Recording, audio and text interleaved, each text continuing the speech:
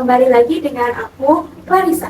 Dalam video kali ini, aku akan membahas mengenai cerita Panji. Dan aku juga akan membawakan satu cerita Panji. Penasaran kan? Ayo ikuti terus videonya. Sebelumnya, apa sih itu Clar cerita Panji? Nah, cerita Panji adalah kumpulan dongeng klasik dari Jawa yang bercerita tentang kisah cinta dan kepahlawanan. Cerita Panji berkembang pada masa kerajaan Kediri pada tahun 1042 sampai 1222 dan tidak hanya dikenal di Pulau Jawa, tetapi juga di Bali, Lombok, dan Sulawesi. Cerita ini juga menyebar ke mancanegara loh, seperti Thailand, Vietnam, dan Myanmar. Cerita Panji memiliki nilai kebijaksanaan, kebijakan, serta menyangkut berbagai aspek kehidupan seperti sejarah, antropologi, pertanian, politik, dan budaya. Nah, dalam cerita Panji juga memiliki karakteristik. Yang pertama ada romantis, yang kedua petualangan, yang ketiga nilai moral, dan yang terakhir ada budaya. Nah, dalam cerita Panji juga memiliki ciri-ciri nih teman-teman.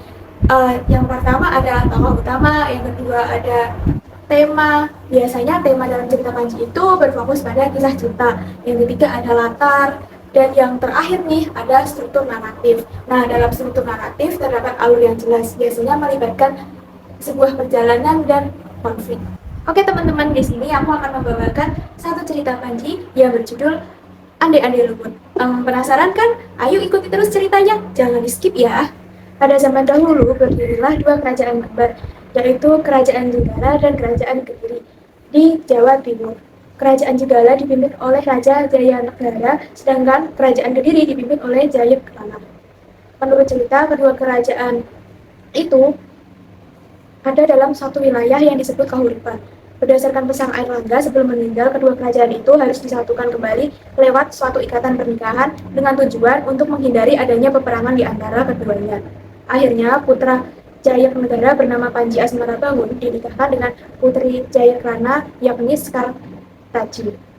Tapi suatu ketika kerajaan Jenggala diserang oleh kerajaan musuh. Saat pertempuran berlangsung, untuk menyelamatkan jiwanya, Putri Dewi Sekartaji harus melarikan diri dan bersembunyi di sebuah desa yang jauh dari rumahnya. Sekartaji menyamar sebagai gadis kampung, sampai akhirnya ia harus mengabdi kepada Nyai Intan, seorang janda yang kaya raya. Nyai Intan memiliki 3 orang putri yang cantik dan genit, yang bernama Kelenting Abang, Kelenting Ijo, dan Kelenting Biru. Dewi Sekartaji diangkat Nyai Intan menjadi anak angkatnya lalu diberi nama Kelenting Kuning.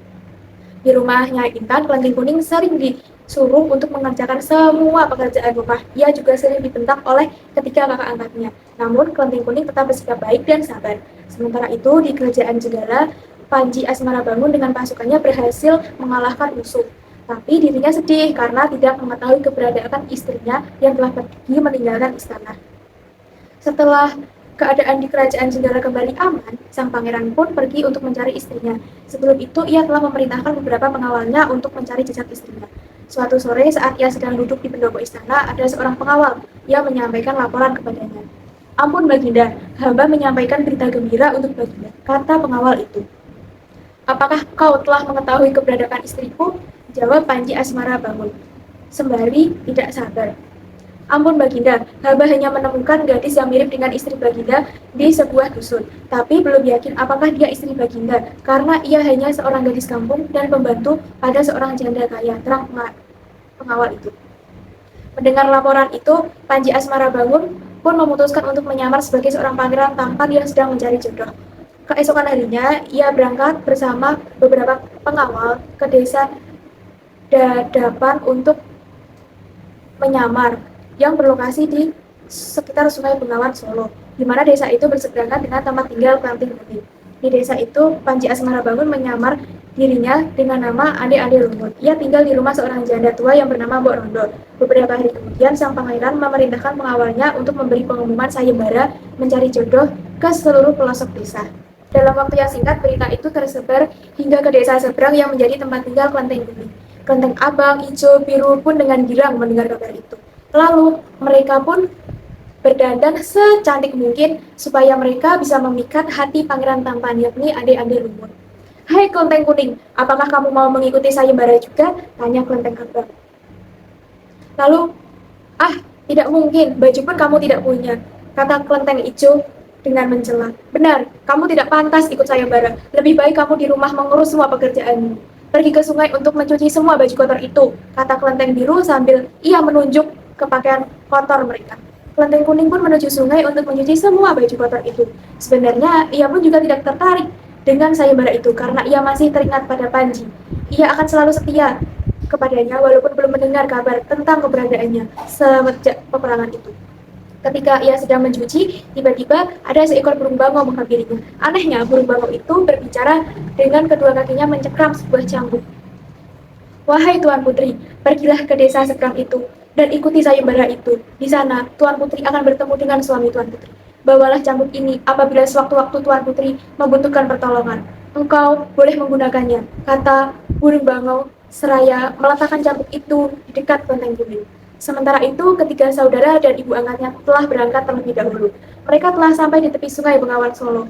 Namun di situ mereka kebingungan karena tak nampak melihat satupun perahu yang tampak di tepi sungai untuk menyeberanginya. Suatu ketika muncullah kepiting raksasa yang sedang terapung di atas permukaan air sungai yang bernama Yuyu Kangkang. Sebenarnya Yuyu Kangkang merupakan utusan adik-adik lumut untuk menguji para peserta sayembara yang melewati sungai tersebut. Hahaha, aku akan membantu kalian, tapi kalian harus memenuhi satu syarat, kata Yuyu Kangkang. Apa syaratmu itu, hai kepiting raksasa? Katakanlah, sahut kelenteng hijau. Apapun syaratmu, kami akan memenuhinya, asalkan kami menyeberangi sungai itu, tambahnya. Kalian harus menciumku sebelum aku mengantarkan kalian ke seberang sungai, jawab Yuyu Kangkang. Kelenteng Abang dan kedua adiknya pun menerima persyaratan itu. Setelah itu, Yuyu Kangkang mengantarkan mereka ke seberang sungai itu. Selang beberapa saat kemudian, kelenteng kuning juga tiba di sungai itu.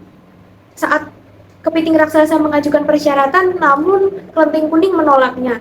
Ia tidak ingin mengkhianati suaminya. Berkali-kali ia memohon kepada Yuyu Kangkang, tapi Yuyu Kangkang tetap menolaknya, kecuali kelenteng kuning mau memenuhi persyaratannya.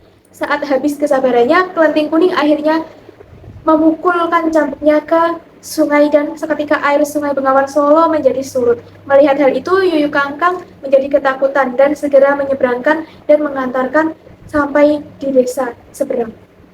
Sayembara pun dimulai, dan secara bergiliran, wanita menunjukkan kecantikan dan kemolekannya di depan adik-adik lumut. Namun tak seorang pun di antara mereka yang memikat hati adik-adik lumut. Pengawal, tolong panggilkan gadis yang berbaju kuning itu kemari, kata adik-adik lumut sembari menunjuk ke gadis yang duduk paling belakang.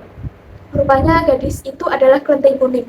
Saat ia menghadap kepada adik-adik lumut pun bangkit dari singsanya. Aku memilih gadis ini sebagai permaisuriku, kata pangeran. Terkejut semua orang yang hadir, terutama Nyai Intan dan ketiga putrinya.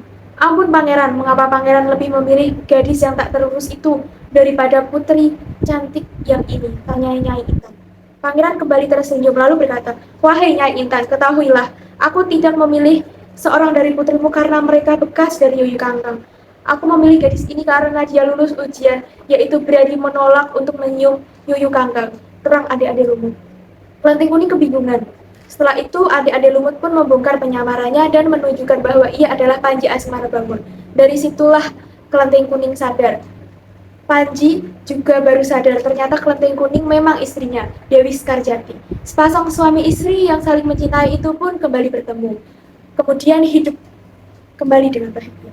Sebagai ucapan terima kasih kepada Mbok Rondo, pangeran membawanya untuk tinggal di Istana Jenggala.